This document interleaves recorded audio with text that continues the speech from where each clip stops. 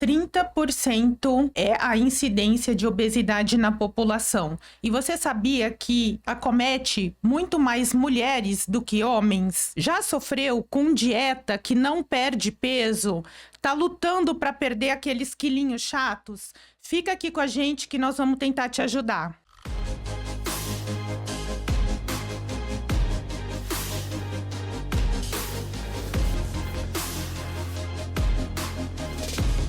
Eu sou Clícia Quadros. Eu sou Bianca Coelho e hoje nós estamos aqui com o professor doutor Gustavo Quadros e ele vai falar pra gente quem se enquadra no tratamento da obesidade, quais são os procedimentos para quem tem obesidade. Quais os tipos de tratamento para a gente conseguir solucionar esse problema de obesidade, o que fazer, o que usar. Então, ele vai dar bastante dica para a gente. Fiquem atentas. Então, Gustavo, fala pra gente, por favor, quem se enquadra no tratamento de obesidade? Bom, primeiro, boa noite, é um prazer, obrigado pelo convite. Então, esse tema é bem importante, bem interessante. Então, eu queria começar um pouquinho só comentando uma coisa que já é amplamente aceito já na ciência, que é a obesidade. A obesidade, na verdade, é uma doença de caráter crônico, progressivo e incurável. Então, essa é a primeira coisa que tem que ter em mente as pessoas, que não é algo simplesmente que a pessoa quis desenvolver, quis chegar na obesidade, come porque quer, não é bem assim que funciona. Existe uma doença complexa que carrega outras 150 doenças junto com ela, e aí vai desenvolvendo aquelas doenças associadas, e diabetes, pressão alta, câncer, entre muitas outras. Então, na verdade, existe algumas fases até a pessoa desenvolver a obesidade. Quando a gente fala de obesidade, a conta hoje ainda é simples. A gente faz um cálculo do índice de massa corporal, o famoso IMC, que seria o peso dividido por altura ao quadrado, né? Então, se você pegar seu peso, dividir pela altura ao quadrado, vai chegar num número. Esse número é o que a gente avalia para classificar alguém, para falar assim, olha, você tem obesidade, você tem sobrepeso, você tem o peso normal. Então, quando a pessoa tem de 25 a 30, ela é considerada no sobrepeso. Sobrepeso a gente pode dizer que é uma pré-obesidade, né? Isso a gente no diabetes está bem estabelecido, pô, você é pré-diabético, né? Aqui a gente ainda usa a palavra sobrepeso, mas é uma pré-obesidade. Você já tem distúrbios ali que podem estar associados. A partir de 30, começa então a ser classificado como obesidade em si. E aí tem os graus, conforme 5 pontos vai subindo, 30, 35, 35, 40, etc. Vai subindo de obesidade leve, moderada ou avançada. Então, se a gente pensar nessa fase da vida da pessoa, é claro que ela nunca nasce com obesidade, ela vai nascer com um peso e vai desenvolvendo obesidade ao longo da vida. Então, dentro de cada uma dessas fases existe um melhor tratamento. É muito comum, como é uma doença crônica, progressiva e incurável, que a pessoa ao longo da sua vida passe por diversos tipos de tratamento. Mas se a gente colocar simplesmente uma pessoa que chega hoje no consultório e a gente simplesmente calcula o IMC, a gente vai ter para aquela pessoa que tem uma pré-obesidade, ou seja, um sobrepeso, os tratamentos medicamentosos e o balão intragástrico como opções. Conforme isso vai subindo, a pessoa se aproxima da obesidade, alguns tipos de medicamento que hoje já existem, balão intragástrico, quando chega numa obesidade grau 1, obesidade leve, existe um procedimento que chama gastroplastia endoscópica, e no grau 2 para frente, principalmente se houver doenças associadas, a gente já pensa numa indicação da cirurgia bariátrica propriamente dita. Deixa eu ver se eu entendi, então. Então, além do peso em número do IMC, a idade da pessoa influencia para qual tratamento que você vai escolher. Sim, a gente sempre leva em consideração fatores diversos, né? Então a gente tem, hoje ainda o princípio ele é muito curto, é simplesmente o IMC. Mas a gente sabe que tem pessoas que têm um percentual de gordura diferente, tem doenças já que carregam juntos de maneira precoce que a gente pode indicar um pouquinho antes. Mas é claro que dentro das pessoas a partir de 12 anos, ou seja, a partir de adolescentes ali, a gente já pode indicar algum tratamento endoscópico, por exemplo. E a partir dos 16 anos, um tratamento já com cirurgia. Mas é claro que ao longo o ideal seria a gente pegar aquela pessoa desde o começo, desde o início da doença, para que a gente pudesse fazer um tratamento mais indicado ou não. Tá? Então, a gente leva muito em consideração como a pessoa chega naquele determinado momento na consulta. Por exemplo, poxa, quanto tem de peso? Tem obesidade já grau 2, grau 3. E o desejo da pessoa, porque tem momentos que a pessoa está preparada para uma coisa ou outra. Por exemplo, quando a gente pega a cirurgia bariátrica mesmo, propriamente dita, então vamos imaginar as pessoas que têm indicação de cirurgia bariátrica, ou seja, que a doença está avançada. Quando a gente fala doença avançada, a pessoa com obesidade avançada, antigamente obesidade mórbida, ou obesidade moderada com alguma doença que está junto, diabetes, pressão alta, são as principais doenças. Então, se a gente pegar esse grupo de pessoas, a indicação em teoria seria a cirurgia bariátrica como melhor tratamento. No entanto, desse grupo de pessoas que têm indicação da cirurgia bariátrica, 1 a 2% realizam a cirurgia bariátrica. Os motivos são diversos. Então, esses motivos eles podem ser por falta de profissionais em determinado lugar, por dificuldade de acesso ao paciente, dificuldade de fonte de pagadoras para o paciente, mas um percentual muito grande é porque a pessoa não se sente pronta para fazer a cirurgia bariátrica naquele momento, ou ela não se sente na indicação da cirurgia bariátrica. Então, para esse grupo imenso de pessoas, vamos colocar aí no mínimo 98% das pessoas que já estão num grau avançado de obesidade, a gente precisa tratar da maneira que ela está pronta para receber o tratamento naquele momento, que pode ser o balão intragástrico, pode ser a gastroplastia endoscópica, pode ser tratamentos medicamentosos. Então, a indicação, na verdade, ela vai além do IMC, a gente pensa sempre nas doenças que ela possui junto, estilo alimentar, isso interfere bastante também, e o desejo daquela pessoa. Cada vez mais os tratamentos para obesidade, para emagrecimento, eles estão indo mais para o caminho de epigenética, fazer teste genético, etc. E também de fenotipagem, né? Quando a gente fala de fenotipagem, a gente está falando daquela pessoa que a gente vê mais ou menos a característica principal dela. Então já tem estudos na Clínica Mayo, por exemplo, que eles avaliam 4 grupos de fenótipos dos pacientes. Então eles pegaram os remédios que existem, diversos aí para tratamento de emagrecimento, a maioria sabe da maioria. E aí eles desenvolveram qual característica da pessoa é melhor para cada tipo de remédio.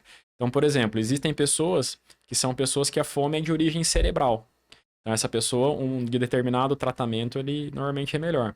Existe a pessoa que a fome é emocional. Aquela pessoa, às vezes, compulsividade, ansiedade. Existe a fome intestinal, muito ligado a enterormônios. E existe o baixo queimador. Pois é, aquela pessoa que fala assim, poxa, eu como pouco e engordo. Existe esse grupo de pessoas. E o tratamento é como uma droga que estimule o metabolismo, então, por exemplo. Aquela história que eu vivo de alface e água e continuo engordando, é verdade. Parcialmente, não é só alface e água, mas sim. Existe um grupo de pessoas que você realmente tem que considerar. É claro que isso não serve para todo mundo, que às vezes fica assim, fala, não, mas eu não como e ganho peso. Na hora que a gente faz o diário alimentar da pessoa, é uma coisa impressionante, né? A gente estava até comentando esses dias que, mesma coisa, o paciente, não, doutor, mas eu não como nada. Ela faz um favor, anota o que você ingere de alimento, já tinha realizado a cirurgia bariátrica, ganhou peso, isso a gente depois discute. E aí ela, não, mas eu como direitinho. Eu falei, então me traz uma listinha. Uma semana. Ela fez certinho e me trouxe a listinha. Não tinha nada de proteína, não tinha nada de fruta proporcionalmente, não tinha nada de verdura, só carboidrato. Então ela comia, era arroz e purê, era macarrão e bolacha, era leite com não tinha aquele prato colorido, igual a gente fala. Exato, que não tinha nada disso. É aquela história do... Não, eu só tomo café o dia inteiro. Aí você vai ver o café... Não, o cafezinho com 2 colheres cheias de açúcar. Daí também não adianta nada, né? Exatamente. Então... Gustavo, uma dúvida. Pelo teste epigenético que vocês descobrem de onde vem a fome da pessoa, é isso? Não, existe um teste genético, né, que é feito, que dá para você avaliar um pouco a característica daquela pessoa. Então, quais alimentos ela tem uma absorção, um metabolismo melhor, quais alimentos ela tem um metabolismo pior, e assim você consegue triar um pouquinho melhor o tipo de alimento daquela pessoa, fala coisa que ela metaboliza mal ou que ela tem uma tendência de armazenar, evita. Né, e intolerâncias alimentares. A epigenética está começando ainda. O que existe numa linha grande de estudos que já está mais à frente é mais a questão só da fenotipagem. Então, alguns testes, alguns perguntas, alguns questionários que se fazem para você qualificar a pessoa em um grupo ou outro. Fala, não, essa pessoa, o problema dela é mais a parte emocional. Não, é parte mais de origem cerebral, é parte mais da origem intestinal, ou é a questão metabólica propriamente dita. E esses estudos, começaram com um estudo publicado para remédio especificamente, mas eles estão com outras linhas de estudo não pronta para a questão de, inclusive, endoscopia bariátrica, que é o balão, gastroplastia, e cirurgia bariátrica. Então, esse é um campo que, com certeza, nos próximos anos vai desenvolver muito. Porque é muito complexo, né? A gente simplesmente é uma indicação pobre que a gente tem atualmente, simplesmente pelo peso da pessoa e pela vontade, pela experiência profissional. Mas a gente não tem algo, até hoje, objetivo para falar assim, ó, você precisa perder peso, você precisa emagrecer, fizemos um teste aqui em você, um questionário, fala, não, para você remédio é o melhor. Bianca, ó, você precisa perder X quilos, vamos aqui fazer um teste, não, para você é o balão que é melhor, ou é a cirurgia bariátrica. A gente não tem isso, infelizmente, ainda. O que a gente tem é experiência muito profissional. Agora, é claro que a gente leva em consideração muitos fatores. A gente faz o tratamento que a gente fala escadinha. Então, começa com um tratamento menos invasivo. E já pensa uma pessoa de 15 anos, por exemplo, sabe, poxa, ela tem a vida inteira pela frente, numa doença que é crônica. Então, ela vai perder peso com uma chance de ganhar peso daqui 5, 10 anos. Se a gente pensar em ganho de peso em 10, 20 anos, uma pessoa de 15 anos, ela vai estar com 35 anos, está nova ainda. Então, não adianta a gente partir também direto para um tratamento extremamente agressivo, onde depois as opções vão ser mais limitadas. Então, se de repente a gente antecipa a cirurgia bariátrica quando não há necessidade, também não é bom, é um excesso de tratamento. Assim como, às vezes, um tratamento que tem uma perda de peso menor, como o balão, por exemplo, que não é para todo caso, a gente também não pode chegar para um paciente que tem diabetes, obesidade avançada, e falar, não, esse tratamento é o melhor para você. Então, realmente, a individualização a gente já tem. Então, a gente já consegue individualizar, classificar, por assim dizer. Para você, a gente, pela nossa experiência, pela sua característica, pelo seu peso, pelo que tem junto ali de desenvolvimento de doenças, é melhor tal coisa. Mas isso é uma coisa que eu falo assim, é objetivo subjetivo. Vai muito da experiência. A gente costuma fazer um tratamento mais integrativo no sentido de que a gente tem a experiência de tratamento de todas as linhas. Desde a linha simplesmente clínica, a linha com remédios, a linha com balão intragástrico e com a gastroplastia endoscópica, se necessário a cirurgia bariátrica também, e naquela pessoa que faz última linha de tratamento, que seria a cirurgia bariátrica e ganha peso, também a gente volta para o tratamento endoscópico. Então, a endoscopia está presente no meio do caminho e na fase final, onde a pessoa já ganhou peso.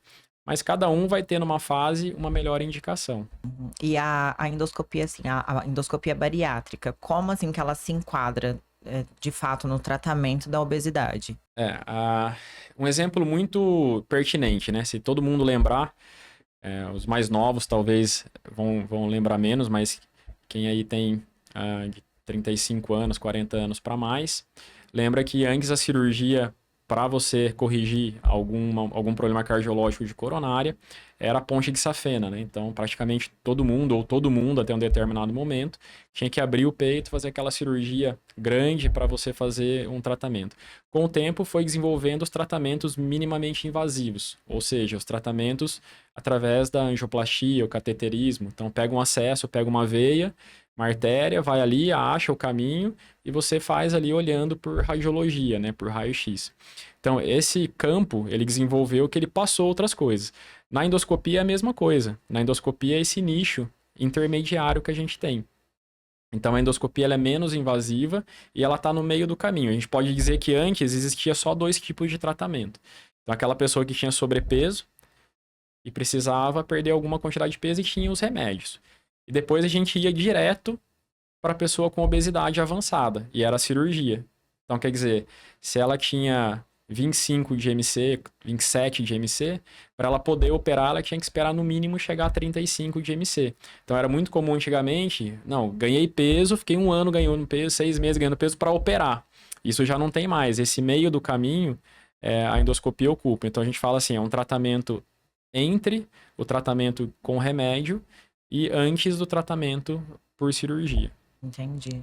Já que você entrou nesse assunto de medicamento, conta pra gente o porquê que não é todo mundo que responde bem ao tratamento com drogas para perda de peso, porque daí entra naquela questão do por que que a pessoa come. E todo mundo acha que se o vizinho emagreceu tomando tal remédio, que ele vai emagrecer também. Só que depende, porque a gente tem vários tipos de fome, né? Você tem aquela pessoa que belisca, aquela pessoa que é compulsiva, aquela pessoa que come que nem uma louca numa vez só. E aí a gente tem drogas para agir e auxiliar na perda de peso, não é isso? Isso.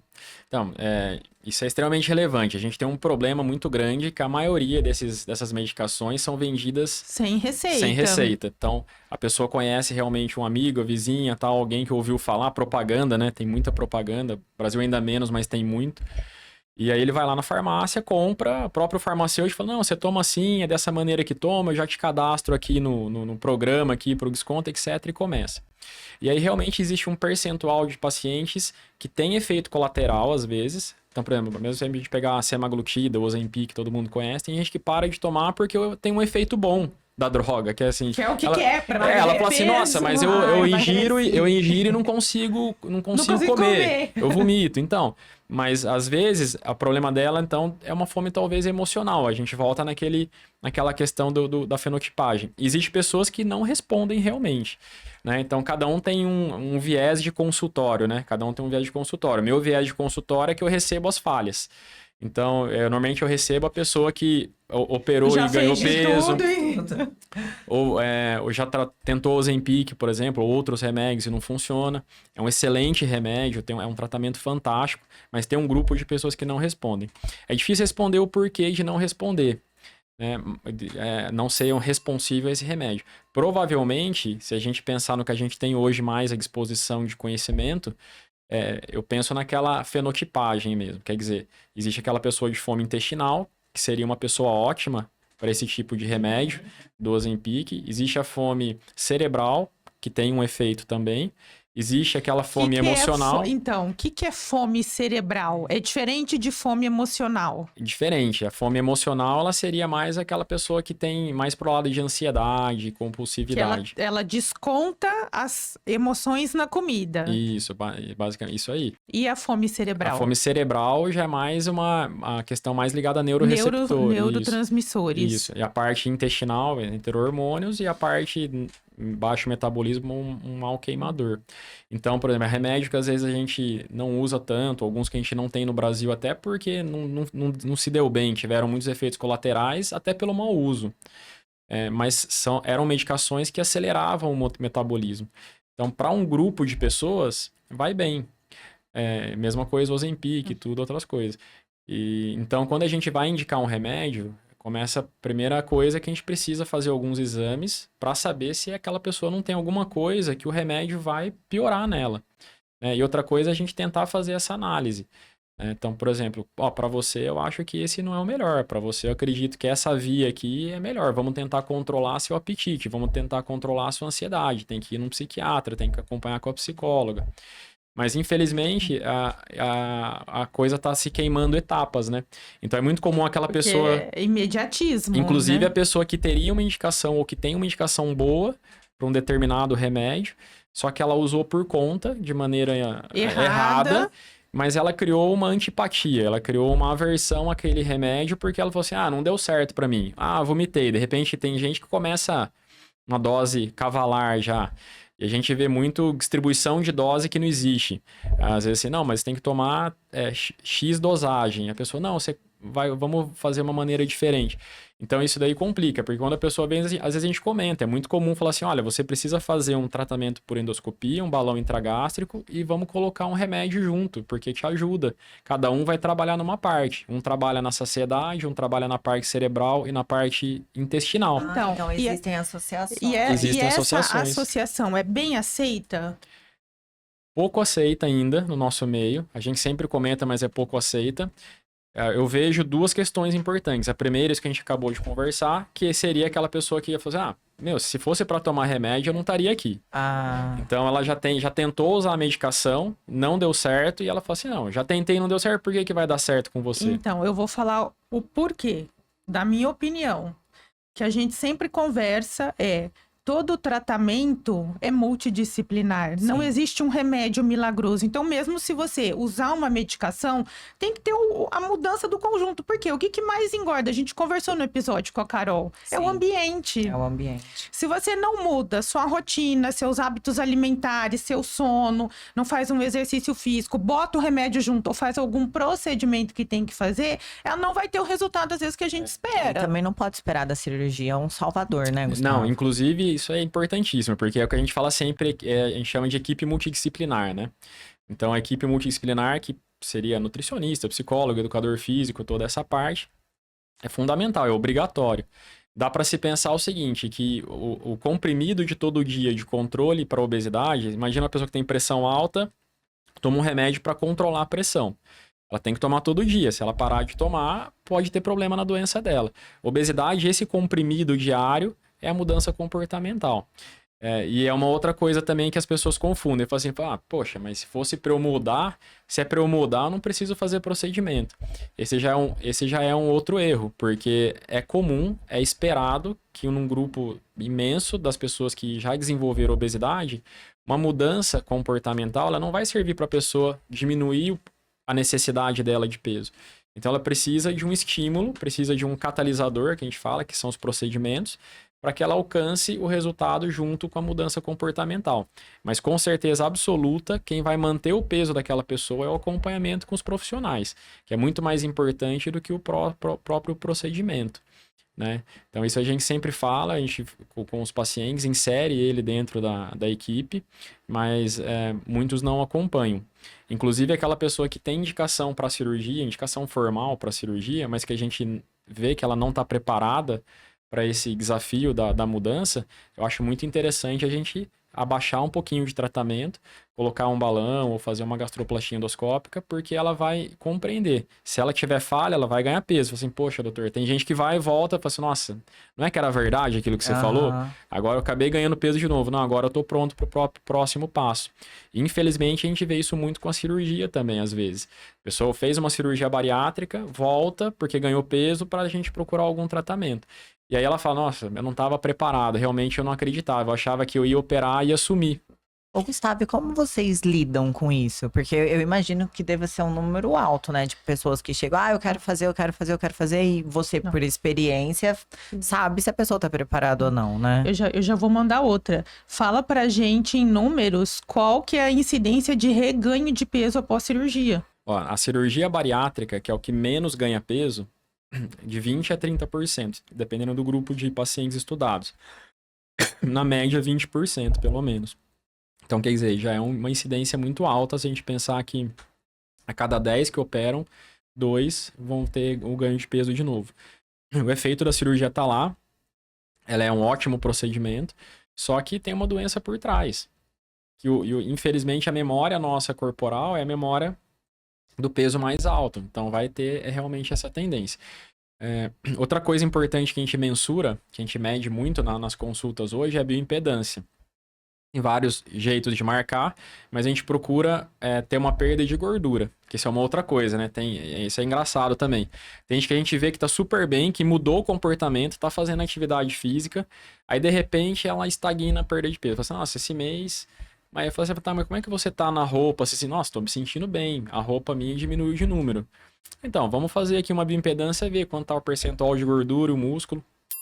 E a gente vê que nessa pessoa, por exemplo, ela fez o melhor efeito que a gente queria.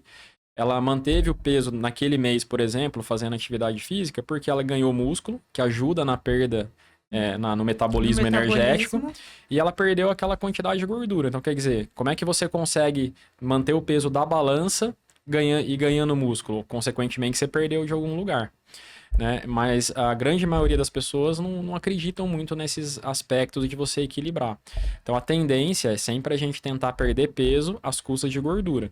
Para isso, não tem fórmula mágica. A gente pode entrar com remédio junto, o que for, mas precisa comer bem. A gente fala, não é dieta. Quando a gente associa dieta, a gente está pensando em restrição alimentar na maioria das vezes. É comer bem e fazer uma atividade física regular.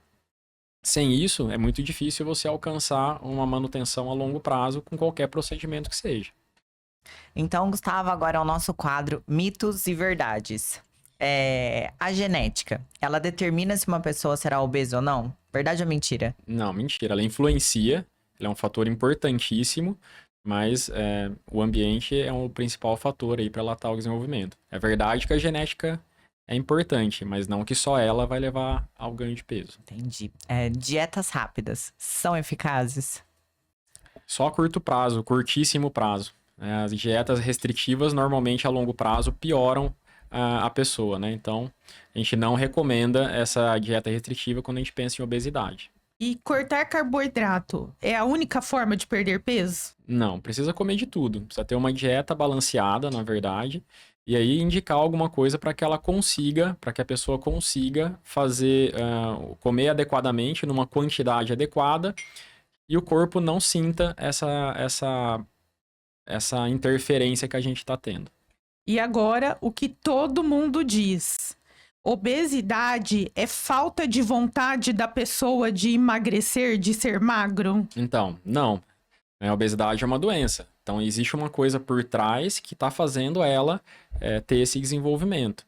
A gente já comentou aqui que tem pessoas que mudam a absorção realmente. Então, ela fala assim, poxa, e o processo de emagrecimento de dieta restritiva, às vezes que a pessoa faz, às vezes leva a isso. Ela começa o metabolismo a desacelerar, a absorção ela começa a aumentar e a fome começa também a aumentar, né? Então, não, de maneira alguma. Inclusive, a compulsividade, os desejos, elas são individuais de pessoa para pessoa e tem gatilhos cerebrais que levam ela a ir para um lado ou para o outro. A gente pode tranquilamente comparar a qualquer outra condição, como o tabagismo, a dificuldade que às vezes a pessoa tem que se alimentar. Então, a gente comenta, fala, poxa, às vezes vem o marido junto, ou a esposa com o marido, e fala assim, olha, ela não come simplesmente porque quer muita coisa. Não adianta você deixar no ambiente chocolate espalhado para a casa inteira, porque a família gosta de chocolate.